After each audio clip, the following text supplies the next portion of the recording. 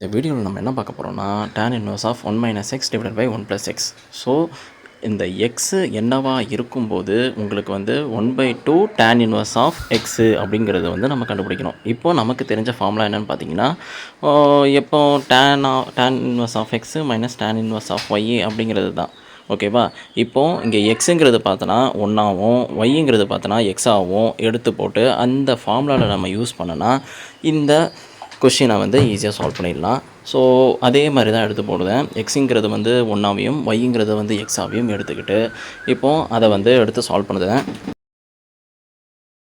இப்போது tan inverse of 1 minus tan inverse of எக்ஸுன்னு சொல்லிட்டு அதுக்கு பதிலாக நம்ம அந்த கொஷினில் இருக்க மாதிரியே எடுத்து எழுதிட்டோம் ரைட் சைடில். இப்போ நம்ம லெஃப்ட் ஹேண்ட் சைடையும் அதுக்கப்புறமா ரைட் ஹேண்ட் சைடில் கொஷினில் கொடுத்ததையும் ரெண்டுத்தையும் ஈக்குவேட் பண்ண போகிறோம். ஓகேவா?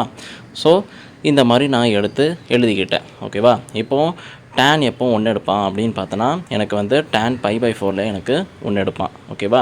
ஸோ அதை எடுத்து கேன்சல் பண்ணிவிட்டேன். அப்போ π/4 இங்கே வச்சுக்கிட்டேன். லெஃப்ட் ஹேண்ட் சைட்லேயே ரைட் ஹேண்ட் சைடில் tan இன்வர்ஸ் ஆஃப் எக்ஸை வந்து அந்த பக்கம் கொண்டு போயிடுறேன். ஏன்னா ரைட் ஹேண்ட் சைட்லேயும் பார்த்தீங்கன்னா எனக்கு tan x தான் இருக்குது. ஓகேவா?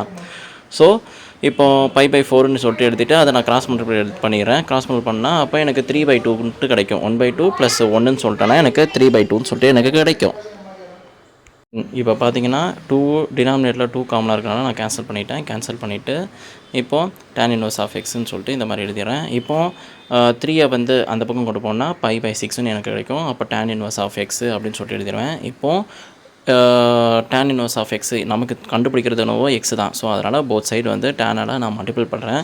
அப்போது இப்போ எனக்கு என்ன கிடைக்கும்னா tan π/6 = எக்ஸு அப்படின்னு சொல்லிட்டு எனக்கு கிடைக்கும். ஓகேவா? இப்போது tan π/6ஓட வேல்யூ என்ன அப்படின்னு பார்த்தீங்கன்னா 1/√3 அப்படின்னு எழுதிட்டு நம்ம ஃபைனல் ஆன்சரை முடிச்சிடலாம். ஓகேவா? ஸோ இந்த வீடியோ உங்களுக்கு தெளிவாக புரிஞ்சிச்சுன்னா மறக்காமல் நம்ம சேனலை சப்ஸ்கிரைப் பண்ணிடுங்க.